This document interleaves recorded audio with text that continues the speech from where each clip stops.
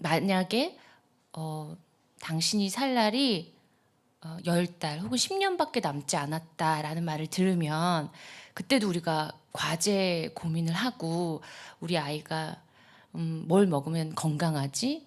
뭐 브로콜리를 먹일까? 당근을 먹일까? 뭐 이런 고민은 너무 소용없어지는 거잖아요. 그래서 환경 문제에 대해서 많이 생각하고 고민하고 하다가 야, 만약에 정말 그 영화의 한 장면처럼 있잖아요. 기후 변화가 계속돼서 해일이나 태풍, 지진 혹은 뭐 산불일 수도 있고 그 어떤 것에 의해서 한 도시가 없어지거나 한 나라가 없어지거나 하는 그런 영화들이 재난 영화들 있잖아요. 그게 정말 이루어져서 우리가 뭐 암이나 어떤 사고가 아니라 환경 문제로 인해서 정말 지구가 그렇게 된다면 가까운 시일 안에 나는 뭘 해야 할까? 그런 생각을 하면서 막 공부를 했더니 정말 그게 영화 속 시나리오가 아니고 앞으로 얼마 남지 않은 우리에게 일어날 미래라는 사실을 알게 됐어요. 그랬더니 내가 일상생활에서 했던 고민들이 아무런 소용이 없어지더라고요. 우리가 환경 파괴로 겪고 있는 아주 가까운 이야기부터 해볼게요. 뭐 당연히 코로나죠. 뭐 말해서 뭐 하겠어요. 코로나는 무분별한 인간의 자연 파괴로 인해서 동물의 서식지가 파괴되고 옛날에는 인간의 서식지와 동물의 서식지가 완전히 나눠져 있었단 말이에요. 근데 기하급수적으로 인간의 개체수가 막 늘어나면서 동물의 서식지를 침범하게 됐고 뭐 동굴에 살던 박쥐랑도 그 영역을 공유하게 되고 이러면서 박쥐의 바이러스가 인간에게 옮겨진 것이다. 그것이 코로나 바이러스로 이제 나타났다라는 설이 96% 정도 정확하다라고 많은 전문가들이 발표를 했잖아요. 인간의 욕심이, 인간의 이기심이 더 많은 식량을 요구했고 더 많은 편리하고 윤택한 생활을 유지하기 위해서 나 아닌 다른 개체들을 마구 살생하기 시작했던 것 같아요. 생명에 대한 존중이 없었고 그로 인해서 다시 인간이 피해를 보게 된 경우라고 생각하는데 사실 피해를 봤다고 하는 말도 좀 이상한 것 같아요. 그냥 수순을 밟아왔는데 자연이 우리에게 경고하는 메시지를 우리가 듣지 않았던 것 같아요. 사실 코로나 이전에도 뭐 사스 이런 일들이 꽤 있었잖아요. 그때도 우리가 경각심을 굉장히 가졌지만 또 좀 사그라들고 다시 했을 때 또 이거 뭐야 했던 그런 반복되는 경고들이 분명히 있었잖아요. 하지만 좀 외면하고 싶기도 하고 무시하고 싶기도 해서 아마 그런 거에 대한 대비 그런 게 굉장히 부족했던 것 같긴 해요. 코로나보다 더 심각한 문제가 있어요. 코로나는 아까 말했듯이 진짜 전조 예고편에 불과하다고 저는 생각해요. 그거보다 더 심각한 건 지구 온난화입니다. 지구 온난화요. 지구 온난화가 어떻게 코로나보다 더 심각할 수 있겠느냐라고 생각하는 분들이 꽤 있더라고요. 근데 너무나 다행히 코로나를 안정시킬 수 있는 백신도 나왔잖아요. 그래서 우리가 희망을 갖게 됐죠. 이제 예전으로 돌아갈 수도 있을 거라는 희망. 근데 지구 온난화를 생각하면 뭐 희망이 없어요. 뭐 지구에다 백신을 맞출 거예요. 어떻게 할 거예요? 실제로 제가 얼마 전에 읽은 책인데요. 육도의 멸종이라는 책 아세요? 육도의 멸종이라고 마크 라이너스가 쓴 책의 내용이었어요. 정말 충격적인 책이에요. 지구 평균 온도가 1도에서 6도까지 올라갈 수 있는데 1도가 올라갈 때마다 지구가 어떤 변화를 갖게 되는지 인간이 어떤 상황을 맞을 수 있는지에 대한 이야기를 쓴 건데 여러분과 함께 공유하고 싶어서 제가 가져왔는데 한번 들어보실래요? 지구 평균 온도가 1도 상승하면 미국 서부 등 세계 곳곳에 아주 극심한 가뭄이 시작된대요. 국제시장 식료품 가격이 폭등할 거라고 하죠. 2도 상승 시에는 바다의 산성어와 플랑크톤의 소멸이 되는 거예요. 중국을 휩쓰는 대홍수와 15만 명의 기아가 생길 거라고 했어요. 3도가 상승하면요, 아마존 우림지대의 사막화가 되고 엘니뇨의 항구적 발생, 그리고 호주 전 지역의 대화재. 4도가 상승하면요, 지구 전역 빙하가 소멸되고요, 뭄바이에서 상하이까지 저지대 도시들이 모두 침수되고 유럽의 모래밭화가 된다고 하네요. 5도가 상승되면요, 거주 가능 구역으로 민족의 대이동이 시작될 거래요. 더 이상 살 수 있는 데가 없을 거 아니에요. 그리고 전 세계를 덮치는 쓰나미가 온다고 해요. 6도가 상승되면요, 메탄 하이드레이트 대량 분출로 오존층이 파괴되고 결국은 인류가 대멸종을 한다는 시나리오예요. 이게 지금 7년 전 책이니까 현재 다시 밝혀진 것으로는 지구가 7.8도까지 이 이산화탄소가 계속 나오고 지구온난화가 계속되면 7.8도까지 올라갈 수 있다는 이야기도 나오고 있더라고요. 실제로 봐보세요. 2020년 중국에서 100년 만에 맞은 대홍수가 있어서 정말 난리가 났었어요. 아마 신문에서 보신 분들 있으실 거예요. 그리고 2021년에 케냐에서 70년 만에 메뚜기 떼 습격을 당해가지고요. 정말 그거 혹시 보셨어요? 메뚜기가 이렇게 사라락 지나가면 아무것도 없어져요. 근데 거기에 막 사람들이 같이 생활하고 있고 막 이런. 그리고 유럽 또한 안전하지 않았어요. 2021년 1월 스페인에서 40년 만에 기록적 폭설이 내렸죠. 사실 멀리 갈 것도 없어요. 지난해 우리나라에서 54일간 장마비가 내렸잖아요. 그 54일간의 장마비로 1조 원, 약 1조 원의 손실이 있었대요. 전 세계에서 다발적으로 일어나는 이상 기후의 피해, 이거는 지구 온난화의 최후의 경고라고 생각해요. 사실 뭐 1도부터 지금 6도까지 설명을 했으니까 저는 이 책을 읽기 전에는 6도의 멸종 이래서 6도가 뭐 그렇게 뭐 그런가? 뭐 아침하고 점심 때 기온차가 막 10도 이상 날 때도 있잖아요, 우리. 근데 뭐 6도가 그런가? 이렇게 저는 생각했었어요. 근데 생각해 보니까 마지막 빙하기였던 1만 8천 년 전 있잖아요. 그때 막 그 누구죠? 코끼리 같은 애인데 이렇게 상을 이렇게 길어가지고 응? 걔가 그때 살았는데 지금 없잖아요. 그리고 그때는 캐나다랑 뉴욕까지도 다 얼음이었대요. 근데 그때보다 지금이 6도가 높은 거예요. 1만 8천 년 전보다 지금이 6도가 높아진 거예요. 지금 지구 온도가. 근데 지난 100년 동안 1.4도, 5도가 높아졌대요. 그러니까 1만, 아시겠죠? 이게 시간적, 우리가 과학을 공부하지 않고 수학을 잘 못해도 이건 너무 상식적으로 계산이 되잖아요. 그렇게 오랜 시간 서서히 뜨거워졌던 지구가 100년 만에 혹은 앞으로 10년 만에 급속하게 지구 온도가 올라간다면 상식적으로 생각해도 지구가 그걸 견뎌낼 수가 있겠어요? 저는 불가능하다고 생각하는데요. 우리가 생각하는 것보다, 우리가 알고 있는 것보다 지금 사람들은, 인류는 더 큰 위험의 갈림길에 놓였다고 이야기할 수 있을 것 같아요. 그리고 더 심각한 건 지구 온도가 2도 올라가면, 지금 한 1.5도 정도 올라갔거든요. 근데 2도가 올라가면 사람이 할 수 있는 게 아무것도 없어요.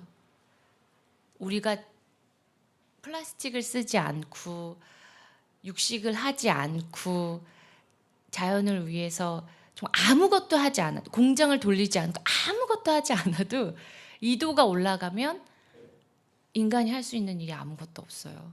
근데 지금 딱 1.5도 정도 올랐다고 보더라고요, 과학자들이.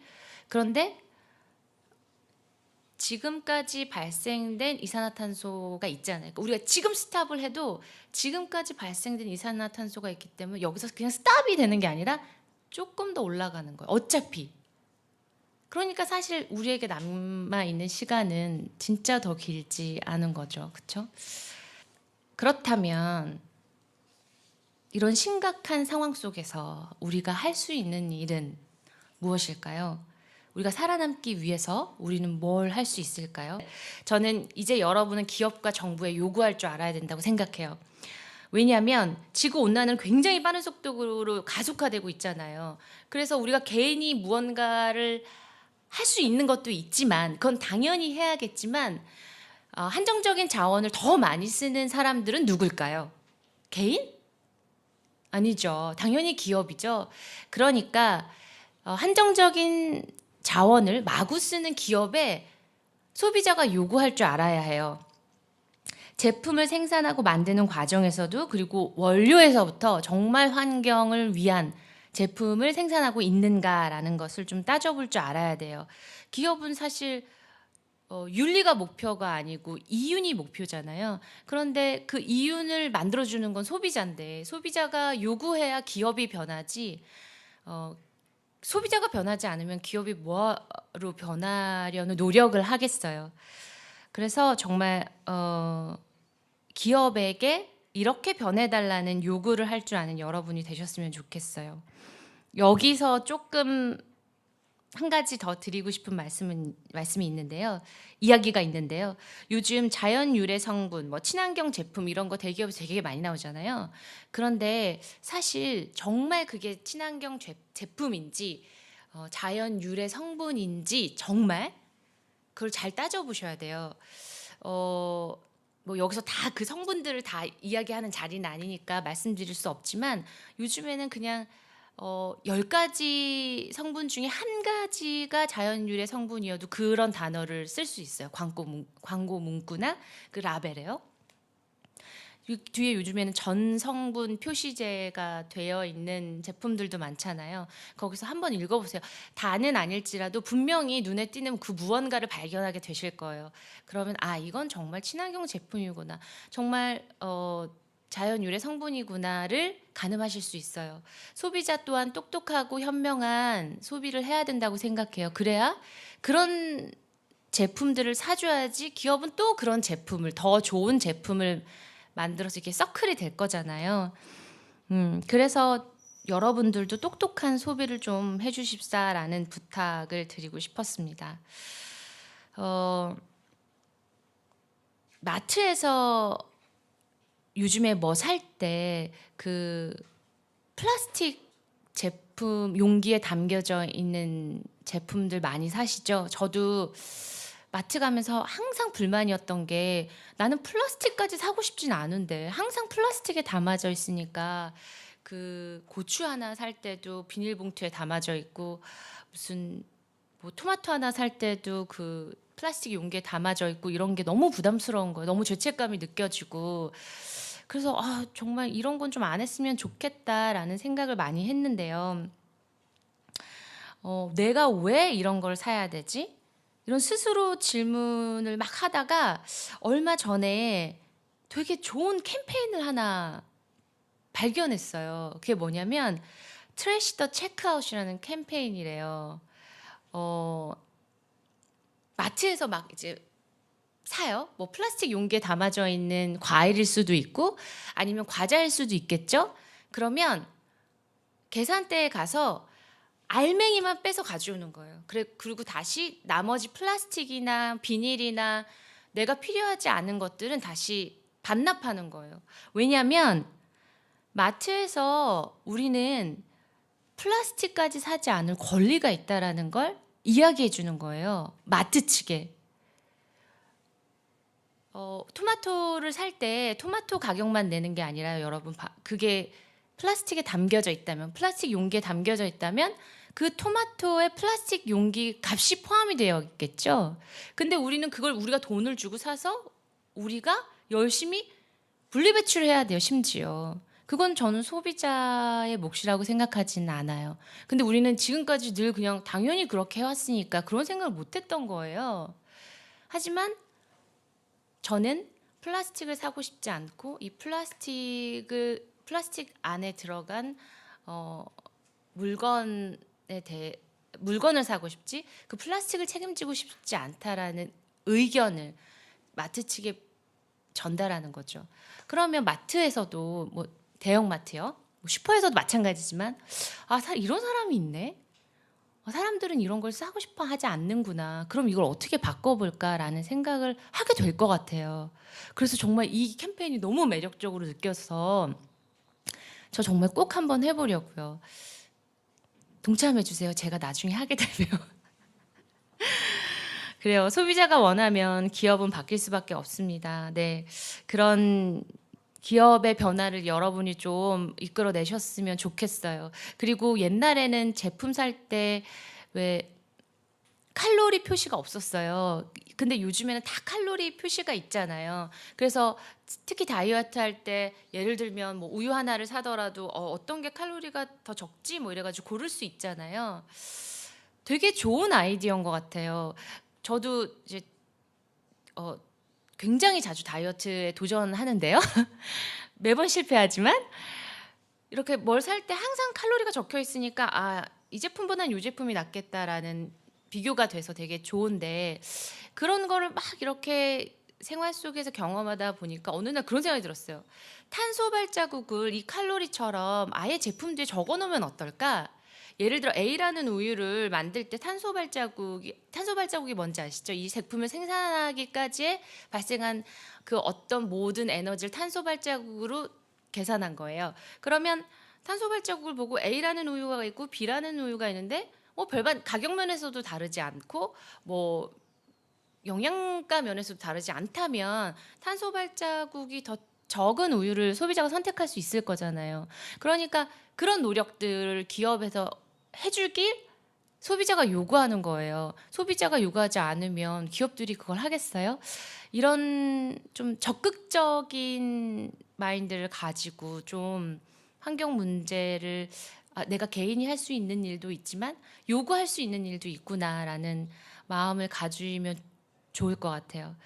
그리고 제가 요즘에 굉장히 노력하고 있는 것 중에 하나인데요. 이번에 들을 이야기는 채식이에요. 저도 채식이 굉장히 나쁘다는, 육식이 굉장히 나쁘다는 건 알고 있었어요. 환경에. 소를 키우기 위해서 땅이 필요하고 물이 필요하고 사료가 필요한 이런 전 과정들이 우리가 하루에 전 세계에서 쓰는 자동차, 배, 기차, 뭐 비행기, 그러니까 모든 교통수단을 통틀어도 이 소를 키우기 위한 이산화탄소의 총량에 비하면 정말 별거 아니래요. 그거 알고 계셨어요? 그래서 저는 이 사실을 알고 정말 굉장히 깜짝 놀랐거든요. 그리고 아마존의 90%가 축산업 때문에 그 산림이 사라진다고 해요. 산림의 90%가. 저는 뭐 1초마다 왜 축구장 하나가 아마존에서 없어진다고 하는데 왜 이렇게 그게 다 그렇게 없어져 이랬더니 그 이후에 90%가 사람들이 고기를 먹기 위해서 거기에 소가 먹는, 돼지가 먹는, 닭이 먹는 사료를 키워야 되는데 걔네들이 곡식을 먹으니까 곡식을 심고 물을 주고 하는데 그렇게 많은 땅이 필요하다는 거예요. 그래서 채식을 하는 것 또한 굉장히 환경을 위해서 도움이 되는 일이라고 해요. 그래서 어떻게 채식을 할까 고민을 했었는데요. 저도 사실 고기 되게 좋아하거든요. 고민했었는데 처음 시작을 그냥 일주일에 하루로 시작했어요. 그래서 저는 그냥 월요일 하루만 육식을 하지 않는다. 어떤 분들은 그냥 그거는 육식을 하는 죄책감을 덜어줄 뿐이지 사실 환경에는 큰 영향을 미치지 않아요라고 많이들 말씀하시더라고요. 저는 그게 시작으로 충분히 괜찮은 매력적인 원동력이 될 것 같아요. 채식을 하기 위한. 처음에는 일주일에 하루만 해보는 거예요. 제가 하루만 해봤더니 몸도 가벼워지고 뭔가 지구를 위해서 한 것 뭔가 실천했다는 굉장히 뭐랄까 이렇게 뿌듯함? 이런 마음이 들어서 좋더라고요. 그게 지금은 하루지만 그런 마음들이 커지면 이틀이 될 수도 있고 3일이 될 수도 있고 5일이 될 수도 있는 거잖아요. 그래서 처음 시작을 일주일에 하루로 하고 그 요일이 어떻게 됐든 그 요일에는 무조건 고기를 먹지 않는다로 여러분 또한 함께 시작해 보시면 어떨까라는 생각을 했습니다. 진짜 할 얘기가 더 많았는데요. 시간이 없다 그러니까 그냥 마무리를 할게요. 더 이야기 저랑 하고 싶으면 제 인스타로 연락 주세요. 마무리를 할게요. 이제 실제로 지구 온난화가 시작된 건 산업혁명이 시작된 시점에서 급격히 이제